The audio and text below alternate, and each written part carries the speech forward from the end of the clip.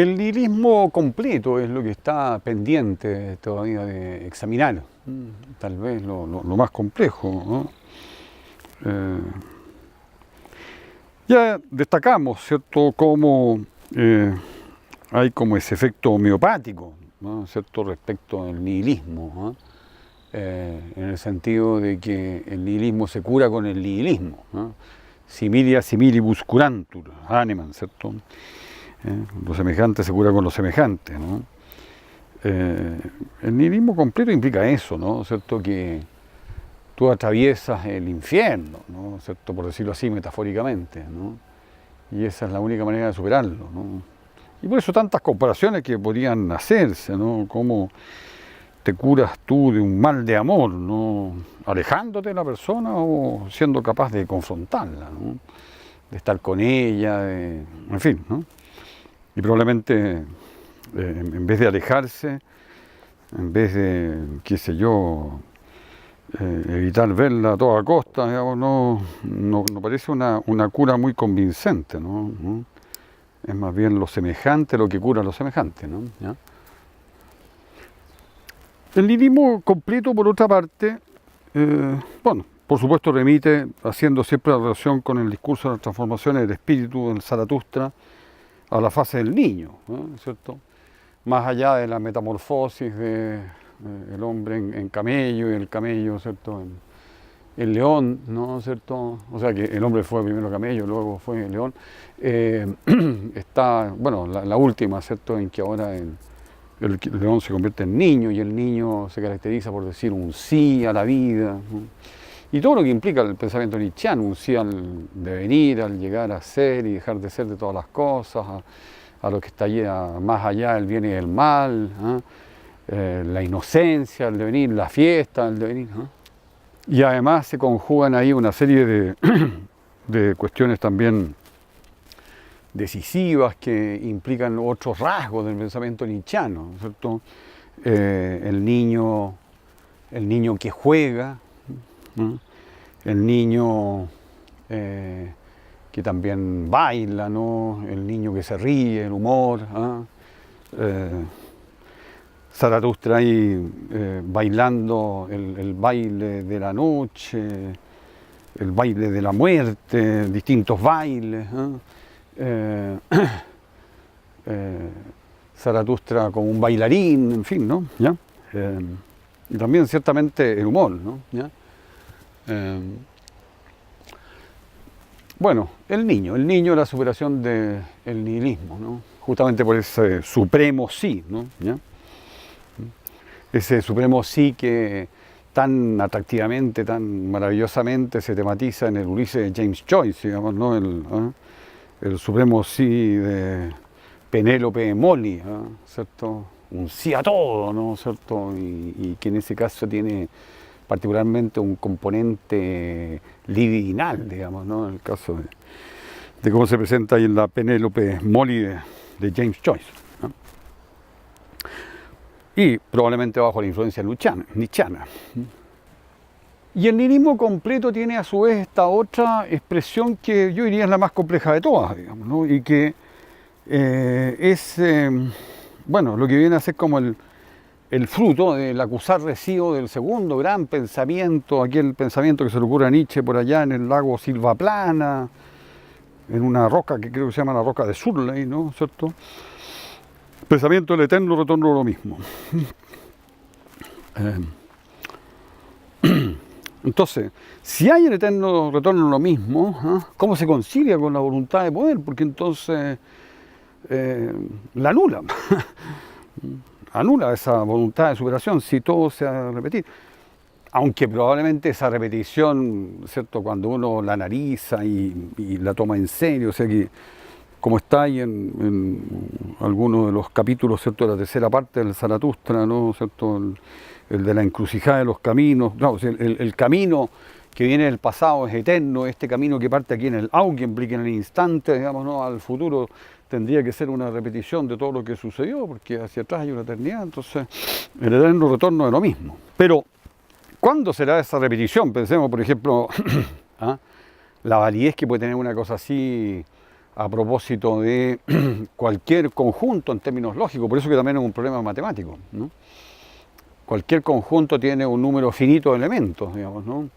Y por ars combinatoria, bueno, los pares, supongamos que sean pares de elementos, pensemos en el abecedario, A con X, A con F, B con Z, etcétera, digamos, no se han de repetir, ¿no?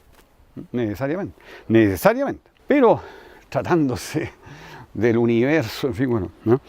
¿Será que eso nos afectaría en eones, ¿no? En que, como dice Nietzsche, digamos, ¿no? Que estemos aquí con este pasto, con esta cerveza, ¿eh? Y este cigarrillo que me he liado, ¿eh? Y diciendo las cosas que estoy diciendo, bueno, ¿cuándo se ha de repetir esto? Pero en fin, ya, supongamos que, que lo afecta, ¿eh? Que anula. Y por ese lado se va entonces la interpretación, ¿no? Y el hacerse cargo de este problema de inconciliación, digamos, ¿no? Entre voluntad de poder y eterno retorno lo mismo, digamos, ¿no? Por parte de Heidegger. Heidegger con razón y muy sólida su interpretación, ¿no? Muy sólida la salida que le encuentra a este problema, ¿no? ¿Cierto? Se basa en textos del mismo Zaratustra, ¿cierto? Metáforas, ¿no? La suerte del anillo, bienvenido otra vez, ¿ya?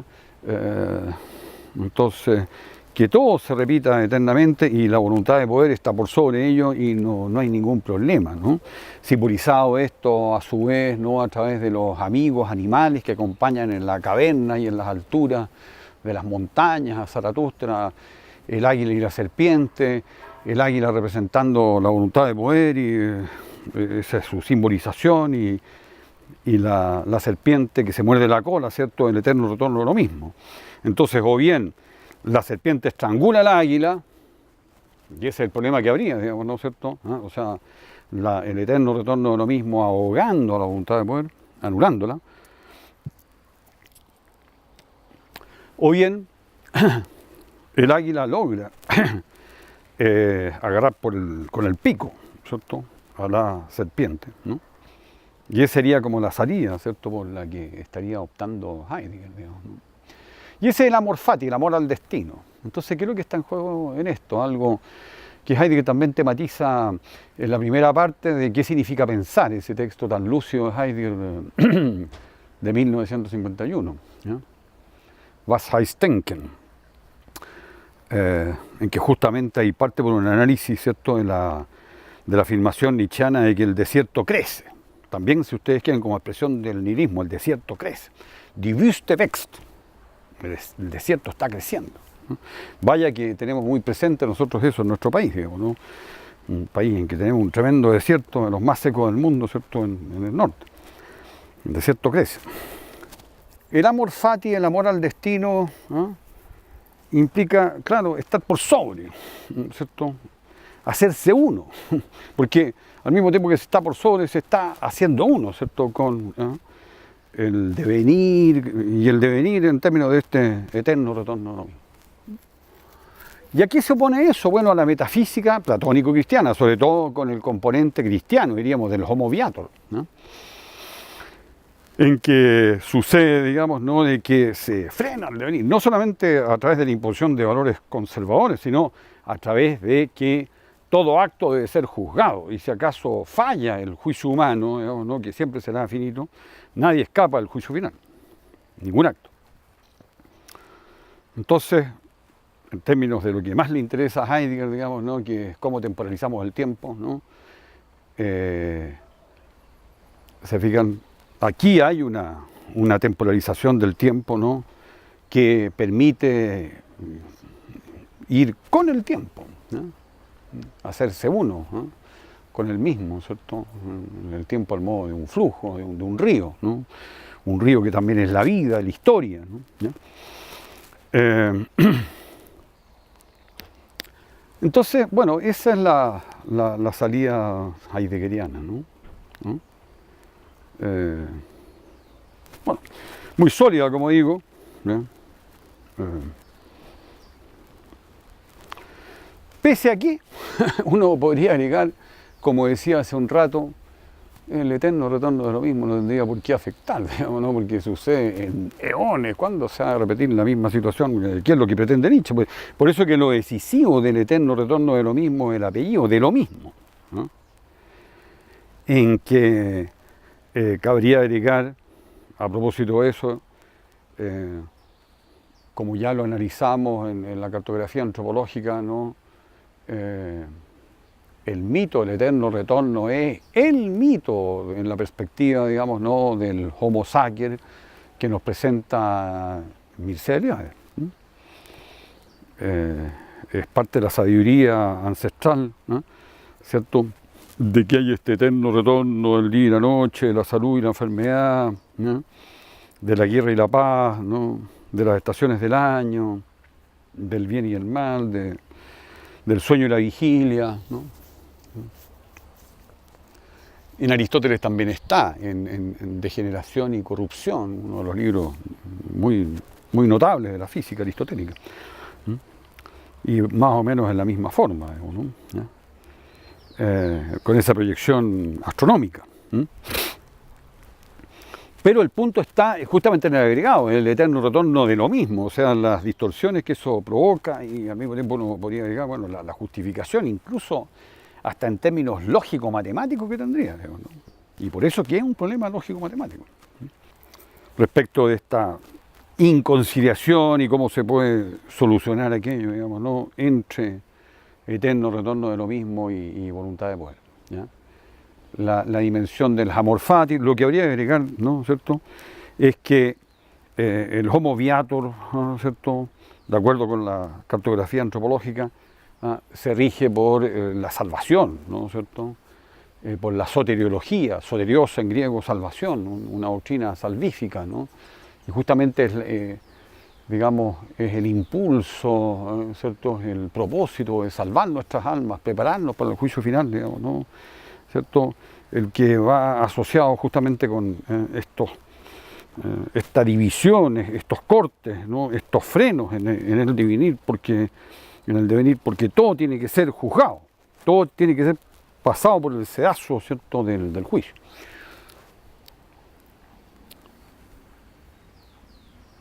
Pero Nietzsche, como decía anteriormente, también es el filósofo del caos, ¿no?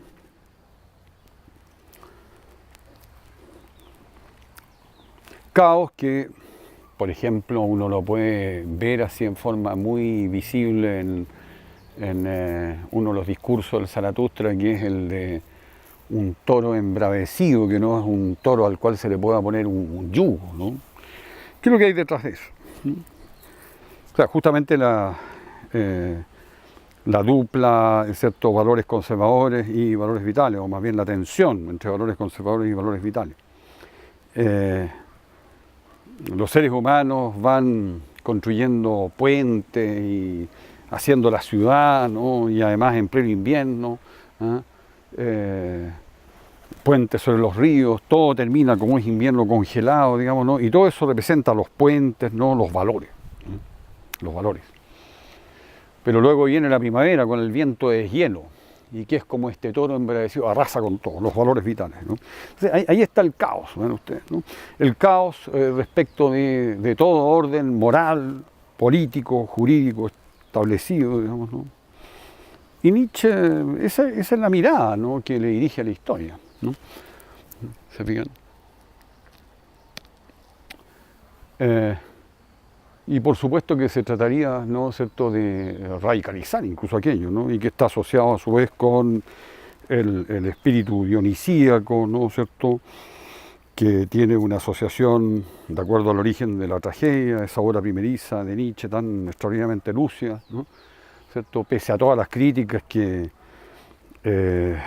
sufriera en su época de parte de una de las más grandes autoridades, el grecista, el filólogo clásico von Wilamowitz, ¿no? Entre otros, el más destacado, en fin, ¿no? El espíritu dionisíaco que es afín al oscuro, ¿no? Que viene a ser como un anticipo además del inconsciente freudiano, ¿no? Incluso posee todas las características, ¿no? del inconsciente freudiano, mecanismo de represión, de sublimación, de transferencia, ¿no? Eso lo destaca sobre todo el psiquiatra filósofo Karl Jaspers en su Nietzsche de 1934. El espíritu dionisíaco, que es afín al oscuro, que es afín a la desmesura, ¿no? Que es afín justamente al caos, digamos, ¿no? Opuesto al espíritu apolíneo, que es luz, es orden, ¿no? Es orden, ¿no? Caos y orden, hay un espíritu apolíneo, espíritu dionisíaco, ¿no? Voy a poner un ejemplo actual que yo creo que nos hace ver esto como claramente qué es lo que está allí en juego, ¿no? ¿Ya? De acuerdo a datos, ¿no?, científicos por lo demás, así del último tiempo, ¿no?, y que remiten a investigaciones realizadas en la Universidad de Oxford. El 2015 es un año crucial, ¿no? Es un año crucial porque sucede que el 1% de la población mundial sería dueño del 50% de todos los recursos del planeta. Y el 99% restante sería dueño del otro 50%. Y dentro de la primera mitad del 50%, del cual el 1% es dueño, ¿no?, el 0,1% es dueño del 80% de esa mitad. Bueno, vaya qué orden en el cual vivimos, ¿no? Totalmente injusto, ¿no? Un descalabro, digamos, ¿no? Un orden que al mismo tiempo es una especie de descalabro, es como, es un orden que es una vergüenza, ¿no? ¿Ya? Y que nos avergüenza a cada uno de los habitantes de este planeta, digamos, ¿no? A los que gozan con esta situación y los que somos afectados, digamos, ¿no? Y los afectados, ¿ya?, somos los que realmente padecemos de aquello, ¿no? Y padecemos en serio de aquello, ¿no? No es broma. Entonces, claro, ¿cómo revertir esa situación?, ¿no? Caotizando, de alguna manera, todo orden establecido. Ese y probablemente otros más que vengan, ¿no? ¿Cierto? Porque la historia y la vida, ¿no?, y el tiempo, ¿cierto?, siguen su curso, pues siguen su flujo, su devenir, ¿no? Yo quizás lo que más valoro de Nietzsche es justamente esto, ¿no?, ¿cierto? Nietzsche como filósofo del caos. Y volviendo a aquello que me parece tan acertado de Eugen Fink, ¿no?, eso lo hace valer, digamos, ¿no?, como uno de los más grandes despertadores de la humanidad, ¿no?, ¿cierto? En definitiva, y reitero esa idea, no como un filósofo que corresponda seguir, y justamente no corresponde seguir porque respecto al camino del superhombre, bueno, no hay la propuesta de ningún freno ético, ninguno. Está todo permitido, entonces claro, eso por otra parte es inaceptable, ¿no? Porque implicaría como subrayar la misma situación en la cual nos encontramos, ¿ya? Implicaría, digamos, no la afirmación de la crueldad, de la injusticia, de lo despiadado, ¿ya? Y yo creo que la salida no es edulcorar, así convertir a un Nietzsche, digamos, ¿no?, que lo leemos con dosis de stevia, digamos, ¿no? ¿Ya? Un Nietzsche dulcificado, ¿no?, me resulta absolutamente insoportable. Preferible, ¿cierto?, leerlo tal cual como es, digamos, ¿no? Y vaya que nos enseña, ¿no? Pero nos enseña como despertador de la humanidad.